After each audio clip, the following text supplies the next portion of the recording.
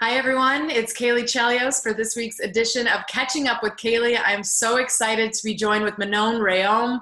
She is a legend in the hockey world. She's played for over 31 professional teams. She's won gold medals at the World Championship. She's won a silver medal in the Olympics. She is the first woman to sign a professional sports contract in North America for a men's professional sports team. It's amazing to have you on here, Manon. We're so excited to welcome you to the podcast this week. And it's been almost 28 years to the day coming up shortly that you made your debut with the Tampa Bay Lightning, starting in net against the St. Louis Blues for an exhibition game in the inaugural season for the Bolts. Manon, how are you? How's everything going? I'm good. Nice to be here. Yeah, of course. And I'm so excited to be able to talk to you. Your story is one that's so unique and kind of changed the generation of for women in hockey and your ability to play with the boys. So it's a great story. I'd love to go back to the beginning just to celebrate sort of almost the 28th anniversary of where it all began for you in Tampa. And you make your debut with the Bolts. You have a conversation with Phil Esposito after playing in the Quebec Major Junior League. And that in itself is quite an accomplishment, Manon. Can you just kind of go back to how, your relationship with Phil and playing for the Tampa Bay Lightning came to be back when you played in juniors? Yeah, after playing junior hockey, actually, I thought I was done with hockey because I was 20 years old, and not many junior teams keep a 21-year-old goaltender on the team. So I was going to be going to university the following year. So in the summer, I took a summer job with RDS, which is a TV station in Montreal. And the draft was in Montreal. So I was there for RDS at the draft. And Phil Esposito saw me, and he started talking to me. And he said, I saw a tape of you playing, and Jacques Campo was one of our scouts, and he told me about you, and I watched you play. I didn't know you were a girl, and I want to invite you to our camp. So at that time, I thought it was joking. And he said to me, you're going to receive a letter in the mail, which I still have to this day, and you got 2 weeks to answer us if you want to come to camp. Wow, that's incredible. And that's the dream, right? It's pretty, when you're a young girl or a young athlete, you want to play at the highest level and compete against the best. You kind of dream of winning a Stanley Cup, but for women, that's not really a tangible thought. But for you to be able to get that opportunity, I know just watching some of the interviews and the way things were handled then, the media kind of made it more about how girls, don't need to be in the NHL. There was not really a reason for you to be there. But what was not talked about was just the fact that you got there and you played in like your first scrimmage at training camp, had a shutout, by the way, in your first scrimmage. You had to perform in front of the best, like the most elite talented men in the world at playing hockey. And you were there performing with them at training camp. What were the emotions like for you in trying to compete and hold yourself, accountable? When they invite me, a lot of people said to me, you're not afraid to look bad. They only invite you because you're a girl. And I said to myself, so many times when I was younger, people said no to me because I was a girl. They didn't want me at the highest level, not because I was not good enough, just because I was a girl. So this time, if someone say yes to me because I'm a girl, I'm going to take the opportunity, because at the end of the day, I had to prove myself there. I had to go face those shots every single day. So I was under a lot of pressure, not just for me, but for Tampa Bay too, and for Phil, that took the risk on me and invite me. So I knew that first moment on the ice was the most crucial moment of the training camp, because a lot of media was there and the players didn't know what to expect. And after that first intra-squad game that we played, I did not allow any goal. I got 14 shots, and I remember Phil coming up to my locker room and said, you have to hurry up. We have a press conference. And my English was really bad. So I was a little nervous about going to do a press conference. And it's during that press conference that he said, after the way she played today, you may see her in an exhibition game. So my heart started beating so fast when he said that. But I went for it. And you're only 20 years old at the time. It's a new language, a new city. Obviously, it's a great opportunity, but who did you kind of have, or did you kind of just put it on yourself to manage the pressure and the emotions that kind of came with being put in that sort of a situation where everybody's looking at you, the media is looking at you, and you're just trying to play hockey? Actually, if you pick goalies as a position, you need to be able to handle the pressure. I think that was pretty much my strength as a goalie when I was younger. It's every time I was under pressure, that's when I performed the best. So I guess it really helped me throughout those years, especially because being the only female, every time I played, people were talking about it. I know every time I play in the pros, every game that I play, everybody like was watching what I was doing. So it was a lot more pressure than just the pressure of a goalie. But I think that was my biggest strength, my mental strength, and be able to play under pressure. What did your parents think with all of this going on for you? I mean, I know your dad had coached you growing up, so you must have had a pretty close relationship with him. How did they kind of help you through all of this? And did you kind of look to them when you needed the strength to tell yourself that you belong here and you're just going to play? My parents was really supportive. Actually, when I started to play, I was just playing with my brother at home. They were using me as a target. They would dress me as a goalie and we would play in the backyard and they would shoot puck at me. And I remember one day my dad at the dinner table said to my mom, we're going to a tournament this weekend and none of the kids show any interest to play goalie. I don't know which kid I'm going to pick and play goalie. So I told my dad, why not me? I'm doing it for my brother all the time here. Why not at the real rink? So my mom was not sure at first. She had a little girl. She was really happy. But after talking about it, they support me along the way. And when I went to Tampa, my mom came with me and my dad went with my brother that was going to the New Jersey Devil training camp. So that was really cool.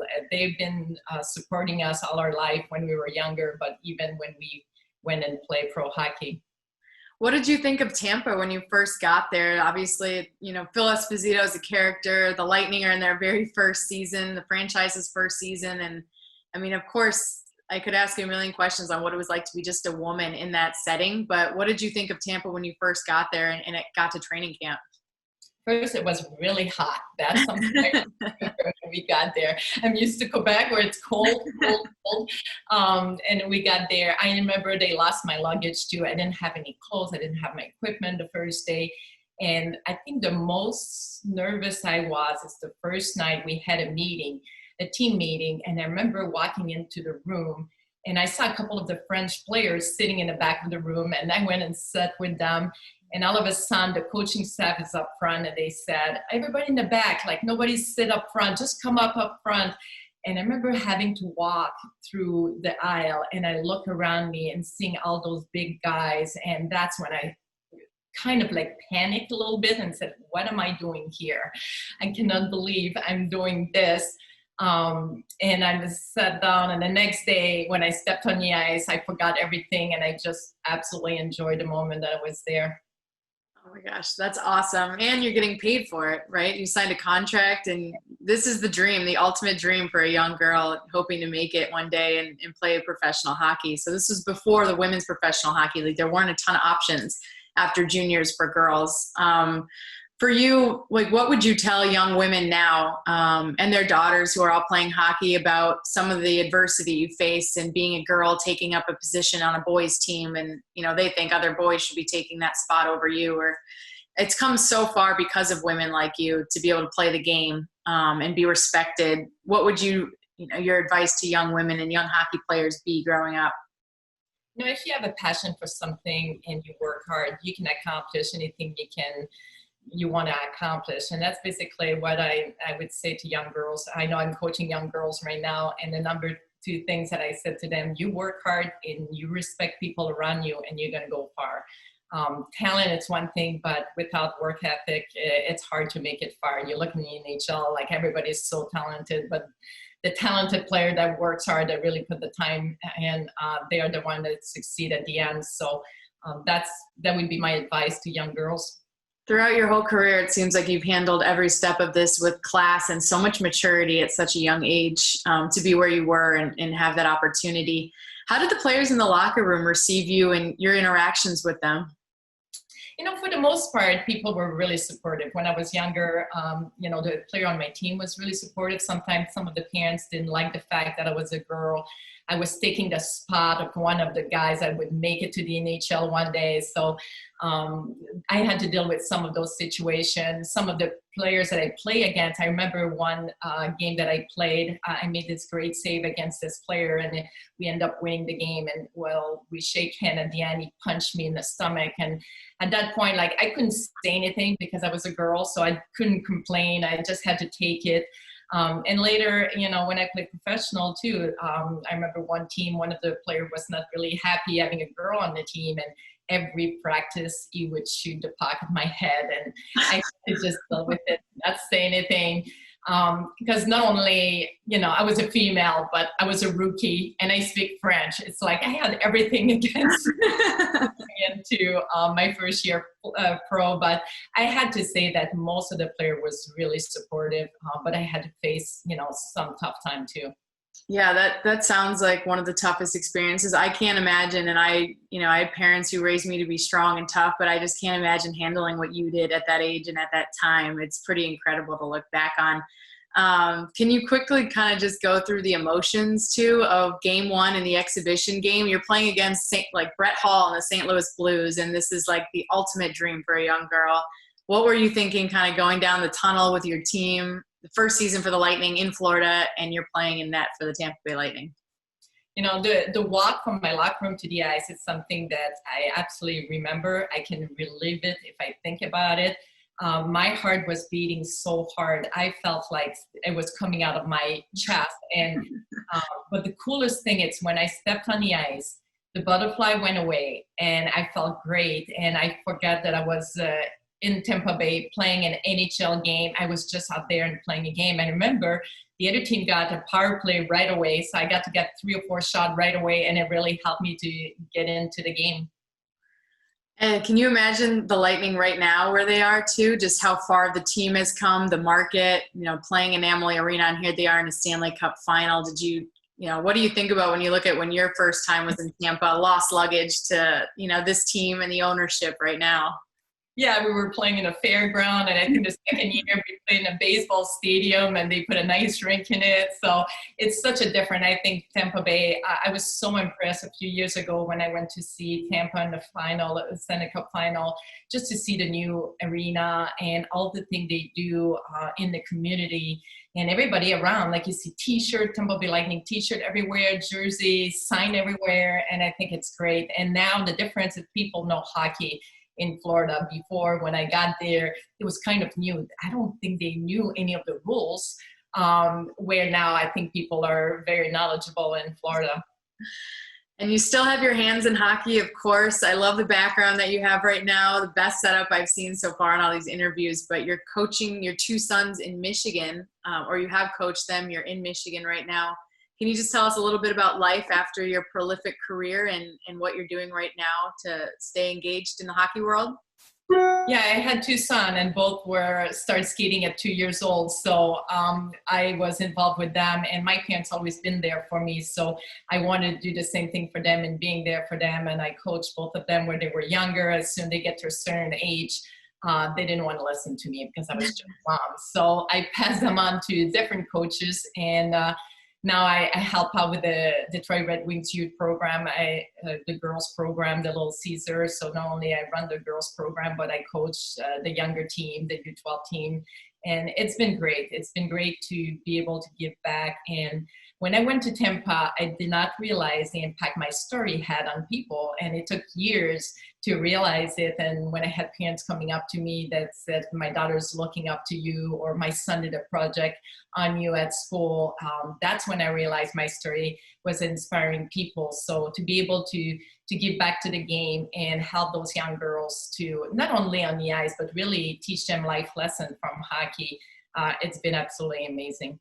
Yeah, your story has completely changed the landscape for young women in hockey, including myself. And then I look at more thriving women like Kendall Coyne Schofield as well.